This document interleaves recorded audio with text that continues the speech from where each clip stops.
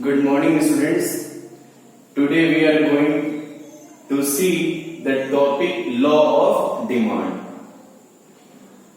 My dear students, we are studying class 12 economics. The chapter number 2, the name of the chapter is demand and law of demand. In the first lecture already we have seen the meaning and concepts of demand. And in the second lecture, we have seen determinants of demand, factor affecting of demand. In the last lecture, we have seen the determinants of demand. Okay, my dear friends. Now today we are going to see the topic is law of demand. This is the third lecture. It's the third lecture, lecture number 3rd. Okay. And if you want to clear your concept, then you have to see the first and second videos. Okay, my dear friends, see here law of demand. This topic is very important according to the point of view of the board examinations. There are lots of questions comes from these topics whatever we will see in the next classes. First of all, we are going to study what law of demand says. Law of demand कहता क्या है? इस चीज को आज हम ये समझेंगे, ठीक है? एक्चुअली जो लॉ ऑफ डिमांड है बहुत ही एक कॉमन सेंटेंस है, बहुत ही कॉमन एक सिंपल टाइप का आपको कह सकते हैं रूल्स है, ठीक है ना? अक्सर बच्चे ये समझते हैं कि इस रूल्स में ऐसा क्या है, मतलब ऐसा कुछ उनको रूल्स लगता ही नहीं है और वो सही तरीके से उस लॉ को एक्सप्रेस नहीं कर पाते हैं, लिख नहीं पाते हैं, आंसर नहीं कर पाते हैं उसको। जबकि इसको बहुत ही कॉमन सेंस में अगर बिहेवियरल अप्रोच में इसको समझा जाए तो आप उसका आंसर इजी तरीके से दे सकते हैं। देखिए यहाँ पे आप सभी लोग लॉ ऑफ डिमांड कहता क्या है, मीन्स रूल्स ये क्या कहता है, what does it mean? Law of demand का रूल क्या है? Law of demand refers to, क्या कहता है? Refers to being other thing remaining same, being other thing remaining same. My dear friends, in the definition of law of demand, this sentence should be mentioned. These words should be mentioned in the definition of demand.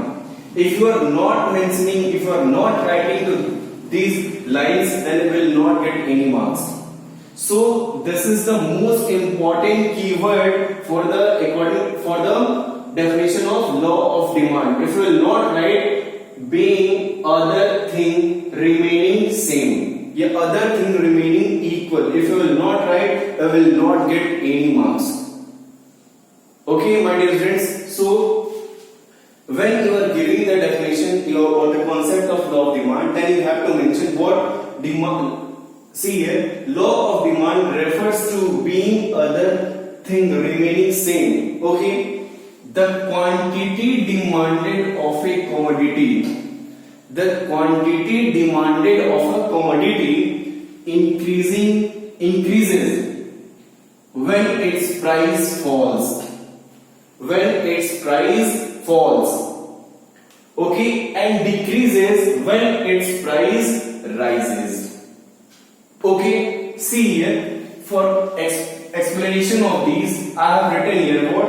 There is an inverse relationship between price and quantity of the product. Price and quantity of the product. Inverse relationship.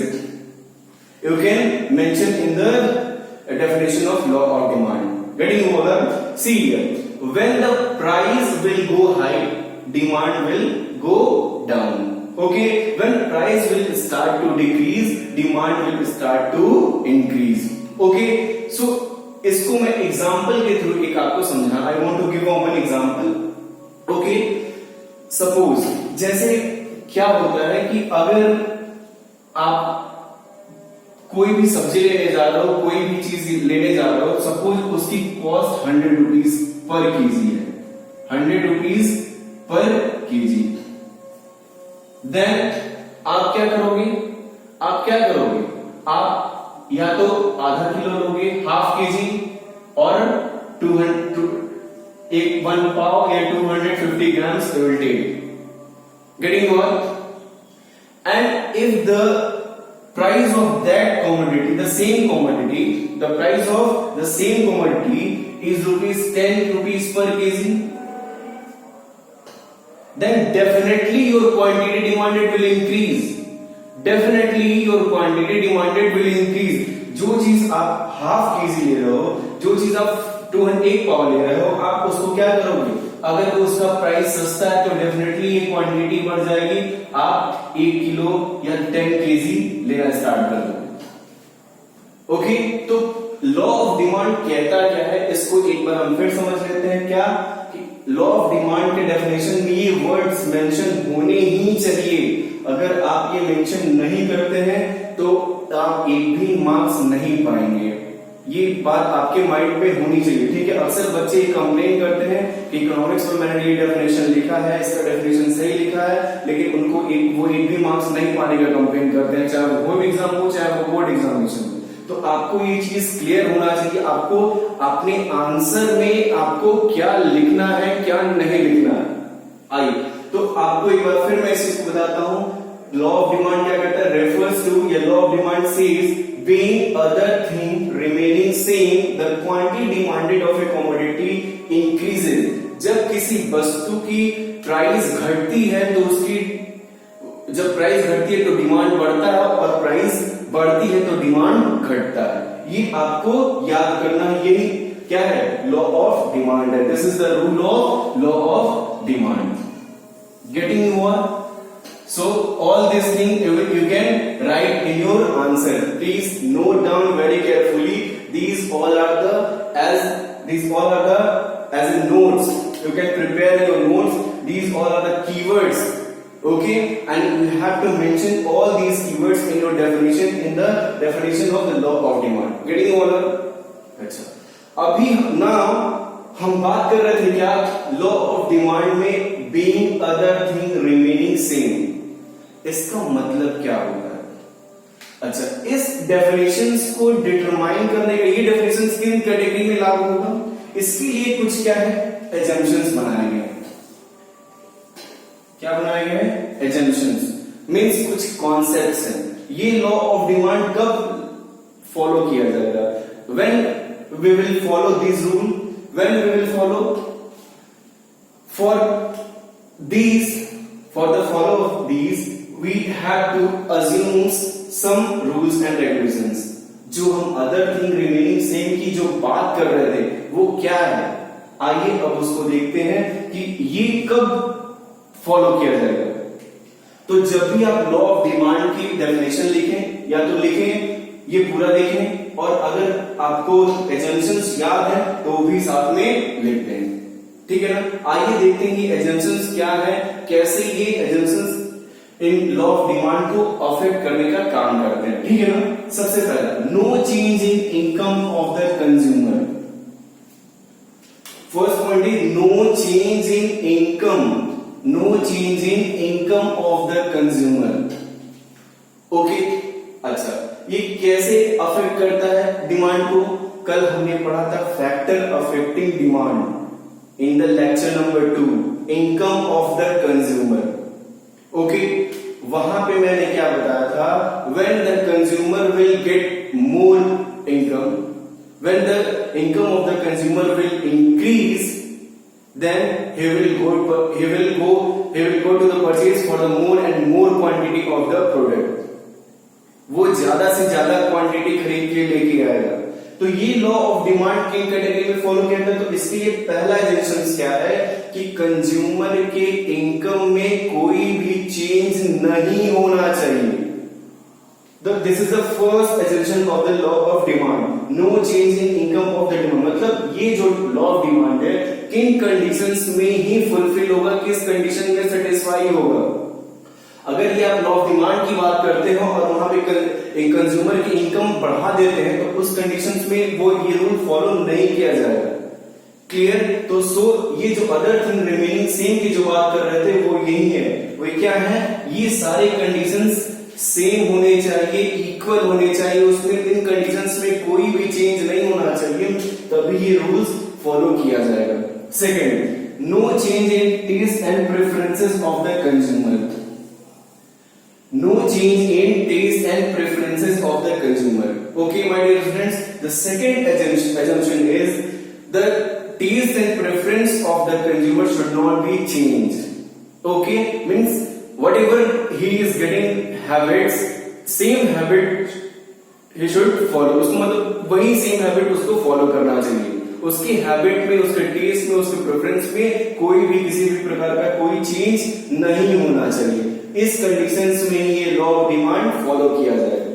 Third, price of related commodity should not be change. Related commodities का मतलब क्या हुआ? In the lecture number 2 आपने मैंने second video में जो मैंने बनाया था फैक्टर अफेक्टिंग डिमांड, वहां पे जाके आप उसको देखिएगा। Price of related commodity, related commodities का मतलब क्या हुआ?